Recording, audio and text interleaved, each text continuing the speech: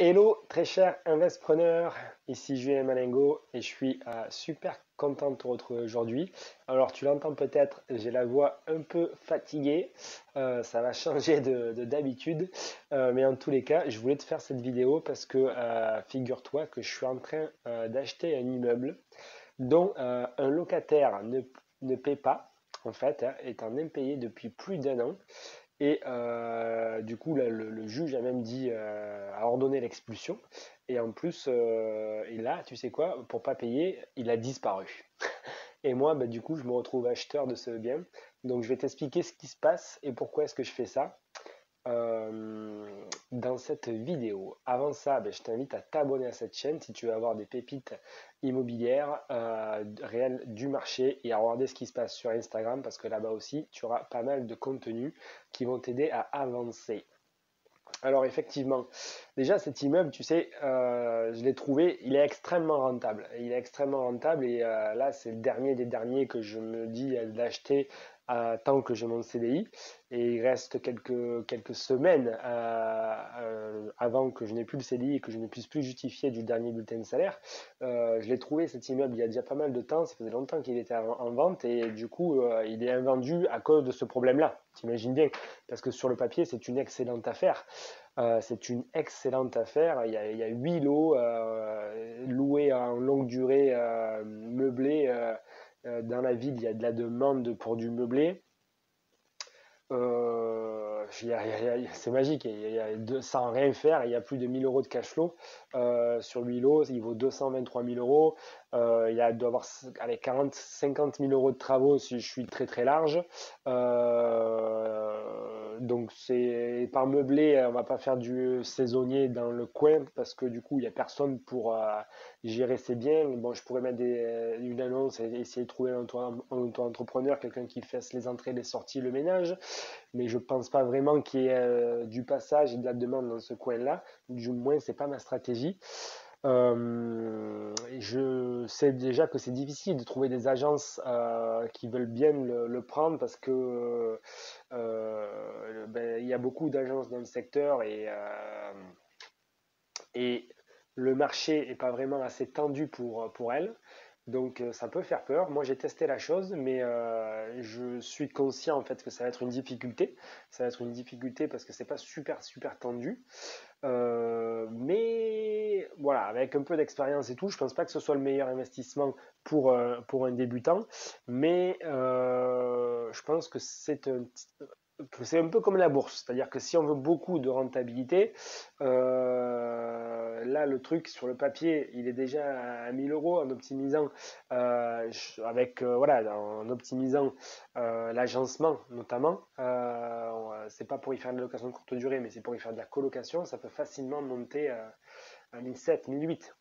1007, 1008, voilà, pour un coût total assez au-dessous des 300 000 euros. Donc ça pourrait être une très très bonne rentabilité. Le problème étant en fait qu'il est vendu, du coup je suis toujours en négociation. Là il est affiché à 223 000, mais je suis sûr que ça peut tomber, que ça peut facilement tomber à 200 000, plus, allez, je compte les 50 000 euros de travaux, 250 plus les frais de notaire, le mobilier, 300 000, je m'en sors. 8 appartements et je vais facilement arriver à 1500 euros de cash flow très facilement, 1800 en faisant les choses correctement. Ce qui se passe, c'est qu'en fait, personne ne veut y aller parce que en termes de gestion, je pense que les agences font peur parce qu'elles disent vraiment qu'il y a une mauvaise réputation sur cette ville-là. Alors que moi, quand je teste la chose, c'est sûr que on s'aperçoit qu'il y a plus de demandes de personnes au RSA que d'habitude. Voilà, mais ça ne veut pas forcément dire que c'est de mauvaises personnes, ça ne veut pas forcément dire que ça ne va pas se louer. Mais ça veut simplement dire pour moi que les trois quatre agences là, qui sont dans la ville ont pignon sur rue et que font pour ma part pas un super boulot, je pense. Ça va être un peu plus compliqué pour aller chercher des agences à l'extérieur ou trouver des auto-entrepreneurs. Donc c'est un investissement compliqué sur lequel je vais, c'est clair. mais qui va être très très rentable. Je ne vous conseille pas du tout de faire des investissements compliqués et de prendre ce degré de risque-là, mais je vous explique exactement ce qui se passe pour que vous compreniez en fait qu'il n'y a pas d'investissement parfait, il y a toujours des embrouilles. Et si vous attendez l'investissement parfait, ben, vous n'allez jamais y aller. Vous n'allez jamais y aller. Moi là, je suis dans une situation où voilà, j'ai une opportunité, c'est un pari. Si ça marche pas, j'ai mes portes de sortie en revente en totalité, à la découpe. Voilà, je pense retomber sur mes billes. À l'achat, on va faire une belle négo, vu qu'il y a beaucoup de points négatifs, notamment les agences qui disent qu'il n'y a pas de demande locative. Or, moi, j'ai vérifié la chose et je pense que ça ne sera pas facile, ou du moins moins facile que dans d'autres villes, mais c'est pas impossible. C'est pas impossible. Et voilà, peut-être que plutôt que recevoir 3 dossiers pour choisir un locataire, je vais en recevoir 10. Et peut-être que je vais mettre un mois pour louer plutôt qu'une semaine. Mais quand il y a le cash flow qu'il y a derrière annoncé, c'est, je pense, un jeu qui en vaut la chandelle. Donc ça résout le premier problème. Et le deuxième problème qu'il y a, ben, c'est le locataire qui a disparu, quoi. Et ça, c'est quand même assez flippant, en fait, parce qu'en fait, qu'est-ce qui se passe? Le juge a prononcé son expulsion parce qu'il y a un impayé d'un an. Et ben pour pas payer, il est parti. Mais il n'est pas seulement parti avec ses affaires, quoi. Il est parti tout seul. C'est-à-dire que l'appartement, là, il est meublé, décoré, il est nickel. J'exagère à peine, mais je pourrais en faire de la location de courte durée, quoi. C'est-à-dire que les meubles, ils sont neufs, le sol, il est neuf, l'appartement, il a déjà été refait. Donc le truc, il date de 2 3 ans. Il a été refait par un artisan de manière professionnelle. Il a été meublé par un locataire qui avait relativement du goût. Et c'est ça qui est à la fois intéressant et à la fois un peu flippant, quoi. Parce que qu'est-ce qui se passe si moi j'achète ce truc et que, imaginons dans 6 mois, le locataire revient en disant je veux mes meubles. Moi j'ai reloué l'appartement. Enfin, c'est quand même, je pense, assez problématique. Donc là, tout va se jouer chez le notaire. Tout va se jouer chez le notaire. Et moi, j'ai été clair avec l'agent immobilier qu'il était hors de question que j'achète là, dans l'état. Même si les meubles, ils m'intéressent, clairement, ça m'éviterait de le meubler parce que relativement, c'est bien fait. Mais je veux que la situation soit claire. Donc là, j'ai l'agent immobilier qui se rapproche du vendeur, qui va se rapprocher de son avocat, parce qu'heureusement, comme la procédure est déjà en place, etc., il y a un avocat qui a travaillé sur le dossier. Et donc maintenant, là, aujourd'hui, ils sont partis voir avec l'avocat qu'est-ce qui devait se passer pour ces meubles. Si le locataire a disparu, il y a, d'après ce que nous dit, d'après ce que dit l'agent immobilier, qui a la première version de l'avocat qui n'est pas vraiment officielle encore, il y voit deux possibilités. Ou le vendeur doit renvoyer les meubles à la famille du disparu, et ça sera une décision prise pour moi avant l'acte final, donc ça sera une condition suspensive. Dans tous les cas, il faut savoir si le vendeur devient propriétaire des meubles, et dans ce cas-là, ben, une autre discussion va apparaître entre le vendeur et moi, où potentiellement je peux lui lever cette épine du pied, qui m'arrange bien évidemment, pour racheter ces meubles, ou alors le vendeur a l'obligation de renvoyer les meubles à la famille du disparu. Donc voilà où on en est. Du coup, pour moi, bah, c'est une contrainte supplémentaire. Je ne vais pas vous dire que c'est un truc à prendre à la légère, bien sûr que non. Mais rien n'empêche de mettre en condition suspensive d'avoir eu la réponse du tribunal et que la vente se fera lorsqu'uniquement il y aura eu cette réponse-là, à savoir qu'est-ce qu'il advient du mobilier du disparu. Parce que voilà, moi je ne veux pas acheter un truc qui n'appartient pas en fait au vendeur, puis ça appartient au locataire qui a disparu.